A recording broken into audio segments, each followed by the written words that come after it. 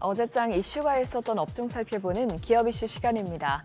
어제 우리 시장은 비상기업 융발 정치적 불확실성에 외국인들의 자금 이탈에 이어지면서 일제히 하락으로 마감했는데요.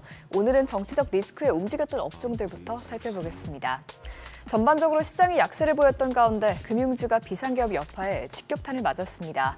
은행주는 올해 시작된 정부 밸류업 프로그램 수혜주로 지목되면서 외국인 투자자 비중이 크게 높아져 있었는데요. 윤석열 대통령의 비상기업 소동으로 정부의 자본시장 핵심 정책 과제인 밸류업이 동력을 잃을 수 있다는 전망에 금융주의 외인들의 이탈세가 거세게 나온 것입니다.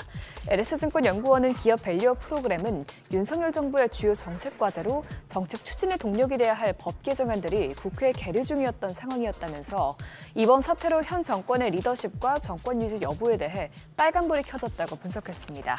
이 같은 불안감에 관련주들이 일제히 하락했는데요. 하나금융지주가 6.67%, 신한지주가 6.56% 떨어졌고요. KB금융지주가 5.73%, JB금융지주가 4.16% 낙폭을 기록했습니다. 세계 각국이 한국을 여행 유의 국가를 지정하면서 여행주가 일제히 약세를 보였습니다.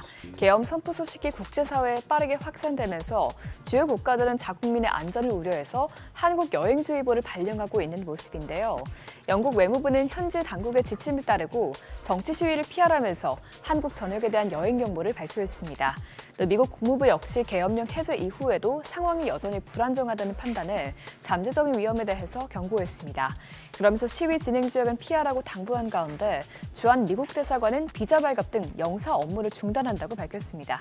아울러서 이스라엘 외무부도 꼭 필요한 경우가 아니면 한국 방문을 자제할 것을 권고했는데요. 비상계엄령이 해제됐음에도 불구하고 일단 주요국은 한국의 전국 불안이 이어질 것이라는 우려에 여행 경보를 해제하지 않고 상황을 지켜보고 있는 것으로 나타났습니다. 어제장 마감 상황 보면 참 좋은 여행이 4%대, 롯데관광개발과 하나투어가 모두 3%대 하락세를 기록했습니다. 이어서 SMCH가 2.03%, 레드캡투어가 1.94% 내렸습니다. 다만 어제 20곳이 넘는 기업들이 상한가까지 직행했는데요. 이는 대부분 정치 테마주에서 나왔습니다. 윤석열 대통령의 비상계엄 선포 이후 대통령을 향한 퇴진 요구가 나오면서 이재명 더불어민주당 대표와 한동훈 국민의힘 대표 등 주요 정치인 관련 테마주가 일제히 급등한 것입니다. 실제로 현재 탄핵 리스크가 현실화되고 있는데 어제 더불어민주당을 비롯해서 조국 혁신당, 개혁신당 등 야권이 윤석열 대통령 탄핵 소추안을 국회에 제출하는 등 탄핵 정국이 펼쳐졌습니다.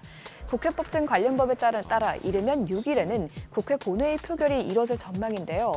본회의 의결 시 윤석열 대통령은 즉시 직무가 정지됩니다.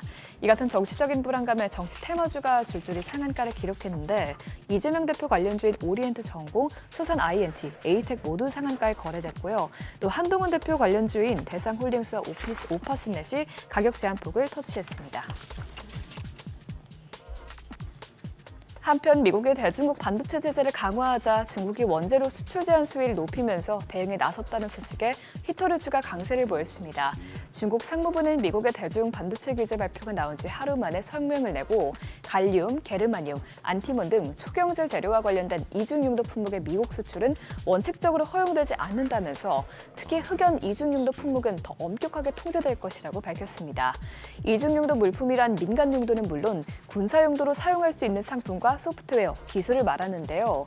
갈륨과 게르마늄 등은 전자기기나 반도체 생산 과정이 꼭 필요하지만 군사용 통신 장비나 우주 기술 미사일, 유도 시스템 등에서도 사용되는 대표적인 이중용도 품목입니다. 중국은 갈륨의 70%에서 80%, 게르마늄의 60%에서 70%를 세계 시장에 공급하고 있는 만큼 두 국가 간의 무역 분쟁이 점점 격화될 것으로 보이는데요. 이 같은 이슈에 국내 관련주들도 일제히 올랐습니다. 어제 삼화전자가 6.44%, 유니온과 LS 에코에너지, 유니온 머티리얼 모두 4% 넘게 상승했고요. 동국 RNS가 1.92% 올랐습니다. 지금까지 어제장 이슈 살펴봤습니다.